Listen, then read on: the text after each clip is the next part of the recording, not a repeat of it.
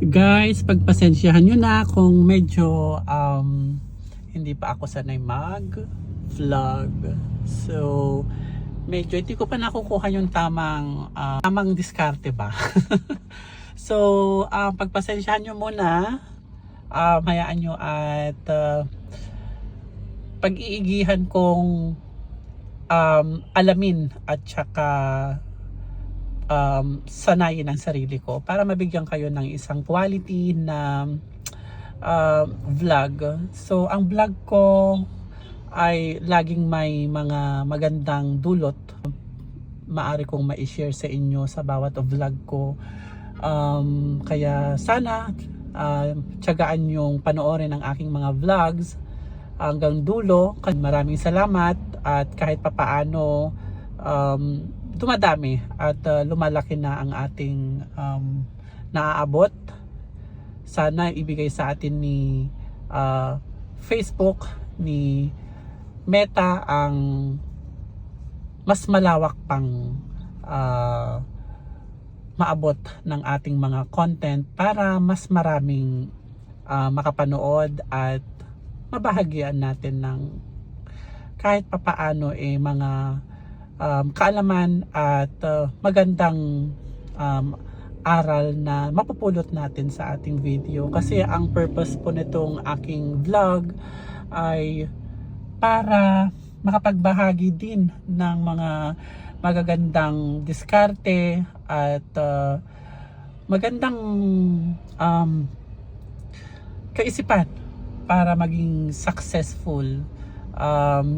Hindi man ako yung super successful, pero I can see myself successful kasi naabot ko ang lahat ng ito ng dahil sa aking tiyaga, sipag at matibay na determinasyon upang abutin ang aking mga pangarap, at ang mga pangarap na iyon ay nakamit ko naman sa pamamagitan ng aking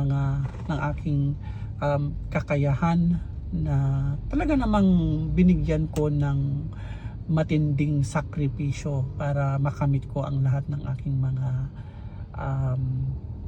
kung ano ang mga meron ako ngayon. So kung ano man po yung mga meron ako ngayon, tsaka ako na lang po ibabahagi. Pero sigurado po ako na ang mga achievement na iyon simbolo ng isang taong nangarap mula sa isang mahirap na pamilya, nangarap, nagpursigi, nagsakripisyo, at ngayon natatamasan na niya ang kaginhawaan. At yun naman ang aking ipinagpapasalamat sa Panginoon.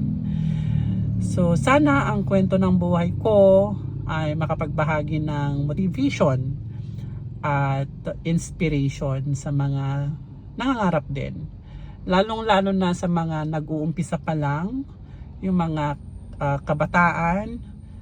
Huwag kayong mawalan ng pag-asa. Ang buhay, sobrang daming mga oportunidad na pwede nating makuha. Basta lamang samahan natin ng sipag at tiyaga, makakamit natin ang lahat ng ating tagumpay. Walang imposible sa Panginoon.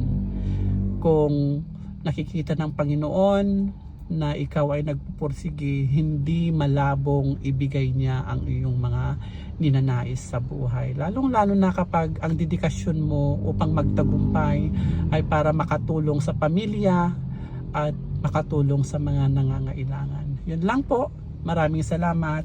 And usap po tayo ulit sa susunod. Kung may mga katanungan kayo, pwede nyo rin po akong i-message at pag-usapan natin.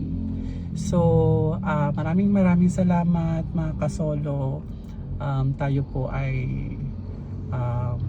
hanggang dito na lang muna sa ngayon. Bye!